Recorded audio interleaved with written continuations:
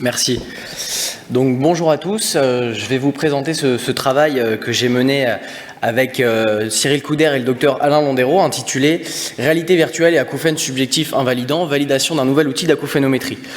Donc rapidement, aujourd'hui, il existe trois grands types de prise en charge. Le traitement pharmacologique, alors il n'y a pas de molécule qui existe spécialement dédiée pour l'acouphène, mais on sait que certains médicaments permettent de soulager une partie de la population acouphénique. On a les thérapies cognitivo-comportementales et également les thérapies sonores et corrections auditives avec des prothèses. Cependant, on a toujours certains sujets qui demeurent en situation d'échec thérapeutique et donc on voit aujourd'hui de plus en plus l'émergence de thérapies innovantes. La dernière en date, c'est le dispositif Lenir qui a été présenté l'année passée au congrès des audioprothésistes et qui se base sur la stimulation bimodale. Ici, on va parler de réalité virtuelle compte tenu de l'analogie en fait avec la douleur. Aussi bien comme pour la douleur, on sait que l'engagement des fonctions attentionnelles joue un rôle essentiel dans le caractère intrusif de l'acouphène et on a vu que la réalité virtuelle a fait ses preuves pour le traitement de la douleur parce que ça agit comme un distracteur de l'attention, ce qui en fait un candidat tout à fait naturel pour le traitement des acouphènes et a donc fait l'objet d'une étude en 2016 menée par le docteur Landero et son équipe à l'hôpital européen Georges Pompidou qui a cherché à comparer la différence d'efficacité entre un traitement par thérapie cognitivo-comportementale et une prise en charge par réalité virtuelle qui consistait à évaluer l'acouphène du patient, les correspondances spectrales de l'acouphène du patient par des processus de matching conventionnels et d'injecter ce son qui a été déterminé, qu'on nommera l'Acvatar, dans le logiciel de réalité virtuelle et dans lequel le son est spatialisé. Donc là, le patient peut attraper l'Acvatar et le déplacer dans l'espace pour en modifier l'intensité. Et donc, cette prise de contrôle sur l'Acvatar tend à amener une modulation de l'interaction du patient avec son propre acouphène. Et on n'a pas trouvé de différence significative entre ces deux traitements. Et aujourd'hui, les auteurs souhaitent rééditer cette étude en élargissant également leurs critères de recrutement aux acouphènes bilatéraux, anciennement unilatérales, et en bénéficiant des projets dont fait l'objet la réalité virtuelle, à savoir des scènes 3D plus réalistes et donc davantage immersives. Donc nous, notre travail, ça a été de valider un nouveau test d'acouphénométrie diapason, et pour ça, on a finalement comparé les correspondances spectrales mesurées par diapason et celles sur Tinometer, qui est un audiomètre spécialement dédié pour la mesure des acouphènes qui a été développé par Xavier Cario. Donc pour notre matériel et méthode, on a fait des tests audiométriques classiques, tonal, vocal au casque, l'acouphénométrie pour obtenir les correspondances spectrales sur diapason.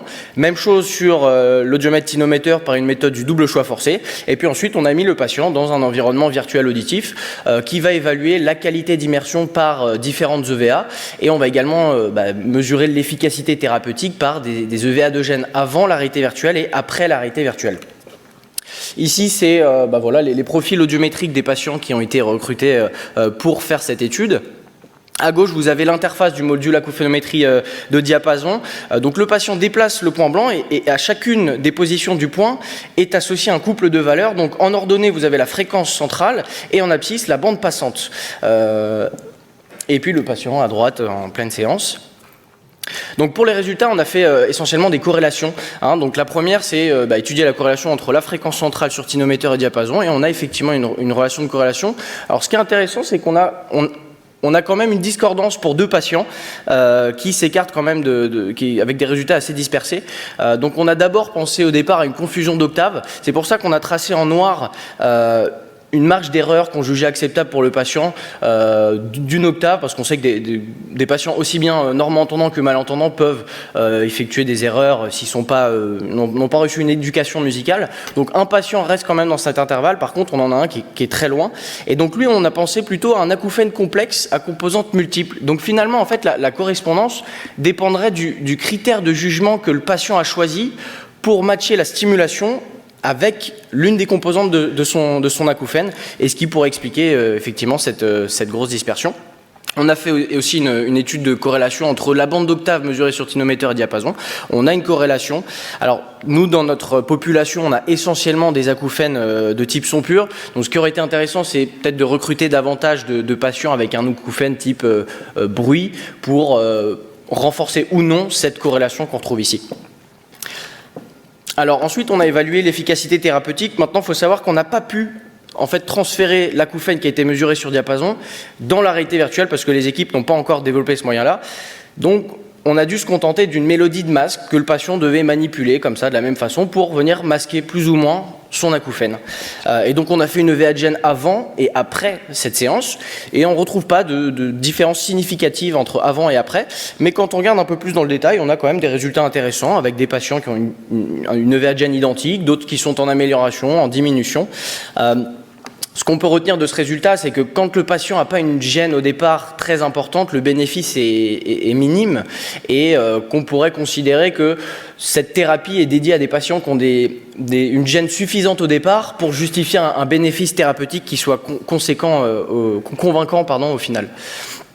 Et puis ensuite, on mesure la qualité d'expérience du patient. Donc on lui a présenté différentes échelles EVA pour juger sur l'immersion, sur la qualité de la mélodie, sur la spatialisation du son et sur la masquabilité de la mélodie. Et puis on voit que pour les 3 premiers critères, on a quand même une bonne appréciation. Par contre, pour la masquabilité, on remarque une variabilité qui est assez importante, donc on s'est posé la question quels critères quels paramètres pouvaient influencer ce résultat, et on a pensé à la fréquence de l'acouphène tout simplement. Et effectivement, on remarque qu'on a une corrélation négative entre l'EVA de masquabilité et la fréquence centrale de l'acouphène du patient. Donc plus l'acouphène est aigu, moins bien il est masqué par cette mélodie de thérapie.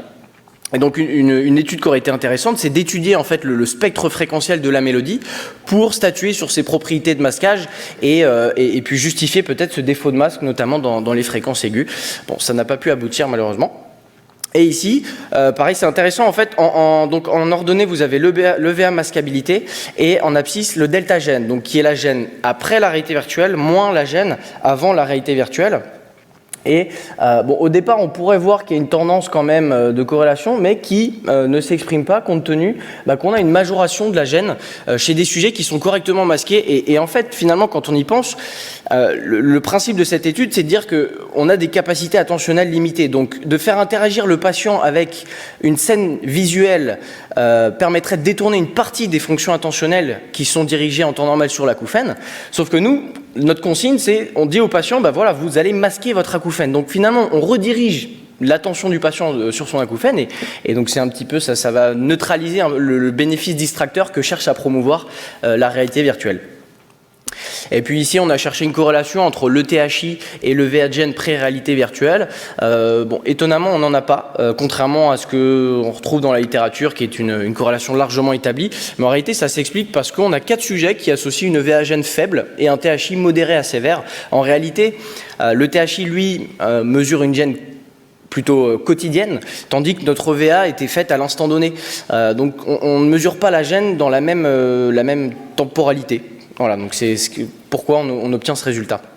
Donc en conclusion, on a quand même une corrélation des correspondances spectrales mesurées sur diapason et tinomètre. Par contre, absence d'efficacité d'une thérapie d'immersion en réalité virtuelle selon notre protocole. Faut savoir, finalement, on s'est contenté d'associer réalité virtuelle et thérapie de masquage. Dans la littérature, les thérapies de masquage s'étendent généralement sur plusieurs mois pour susciter des processus d'habituation. Donc c'était peut-être un petit peu ambitieux de retrouver une efficacité immédiate dès le départ, mais bon, ça existe. Et il n'en demeure pas moins que la réalité virtuelle s'affranchit de toute connotation psychologique, ce qu'on pourrait peut-être reprocher au TCC, qui ont un caractère un petit peu psychothérapeutique qui peut rebuter un petit peu les patients au départ pour un symptôme qu'ils considèrent parfois d'origine organique simplement. Et au-delà d'une utilisation hospitalière, on pourrait imaginer une application audioprothétique.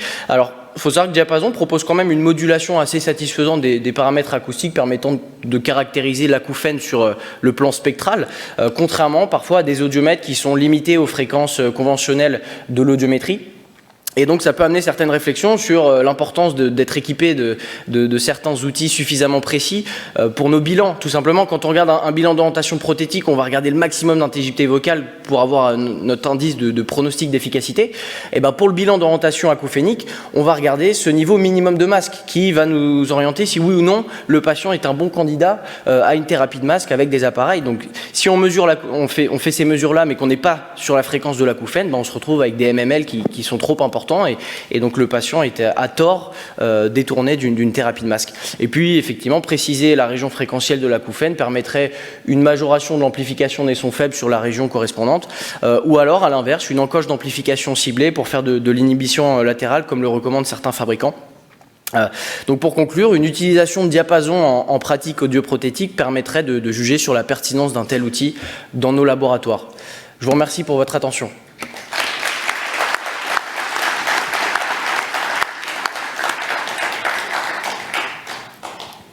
Alors, je voudrais vous demander, dans votre protocole, j'ai pas vu le temps de présentation de la réalité virtuelle dans la même journée.